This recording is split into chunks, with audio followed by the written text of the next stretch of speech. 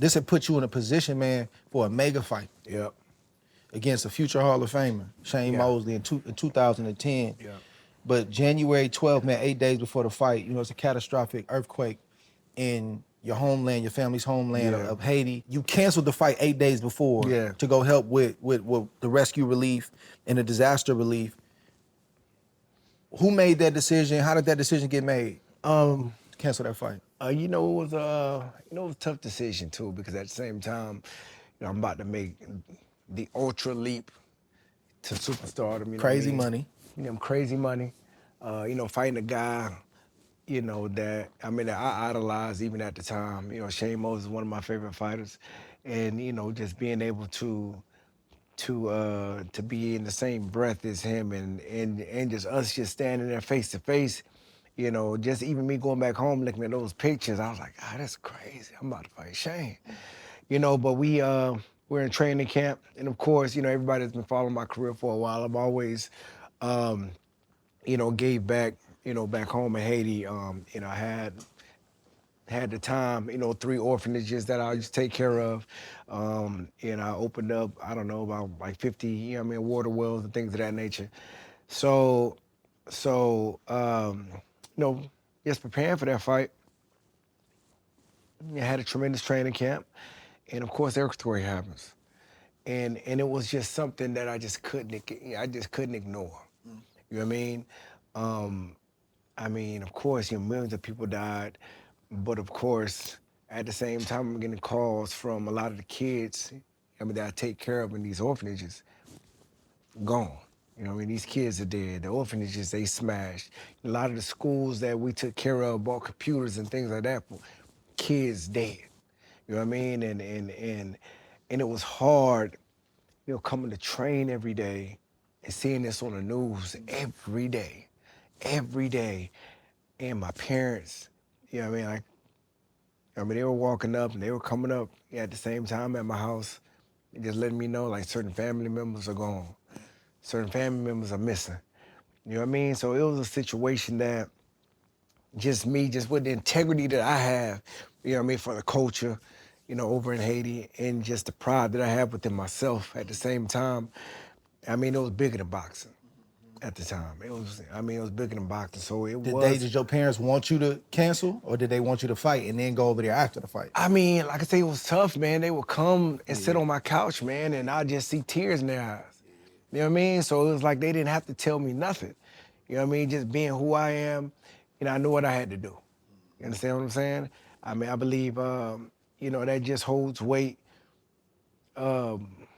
just for like the love and integrity that I have for my family and for our nation at the same time. So, we made the call. I called out. He understood. Like I say, it was hard to ignore. It's hard for me to go to train each and every day. Just seeing this, like I say, on the news, or just the hearing, every other day, the different family members are missing, different family members they found dead. So, I just didn't feel it was right, for me to do so. Yeah, I probably could have did it and just probably just shine a little bit more light on the situation. But I don't know, man. I just didn't, I didn't want to do anything just for my personal gain at the same time. You understand what I'm saying? Country was hurting. Yeah, so like so we made the call. We canceled the fight, and I had a great friend, what's his name, Dr. Bart Green, down in Miami. He was taking, private jets, back and forth to Haiti, bringing supplies. I gave him a call, and he was like, come on. So me and my brother, we strapped up. We packed our bags up, and we was on that first plane smoking. What was you feeling when you first touched down in Haiti? What did that feel like? It was it was like a scene out of a movie. Getting to the area and just smog and smoke everywhere from just all the buildings that crashed. And he was one of the first ones down that way. He had these big, makeshift tents of just patients that he was bringing in. The team were going out in the streets, they dragging people out there. You know what I'm saying? They bringing them in to treat them. And everything was so raw and uncut. So you Understand seeing what I'm dead saying? bodies, I'm you seeing seeing everything. I'm people seeing dead wounded, bodies. children. I'm seeing people with arms off. I'm seeing, and these doctors, they have to try to work on these people just like that. They didn't have any anesthesia at the time because it was fresh. And you know, I'm seeing babies getting buried. I'm just seeing all this just up close and personal. And you know, like me and my brother had to have a little conversation. Like, listen, man, whatever we see, we walk into this tent, we gotta be strong for them. So you know, like I said, man, and Dr. Barth Green, like I said, it was so intense that he was giving the doctors that came out to fly there 3 days at the minimum. Then they had to leave because it was too heavy, you know, just mentally for them to see that, man. And you know, we got a chance to help a lot of people, but I seen a lot of death. Seen a lot of death, and the most, you know what I mean, like the eerie thing about that trip that continues to still stick with me when I think about it is like the nights where I would leave the camp and just walk the streets just to get some, I mean, just to have some alone time.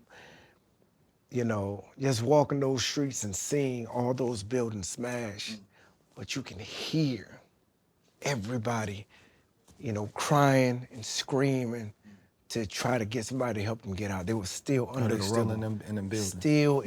Still under the rubble. I would hear it walking through the streets. It was like, it was such a crazy, eerie, you know, feeling to walk, you know what I mean, in this path of just seeing just like a bomb hit it, but just hearing everybody screaming for help.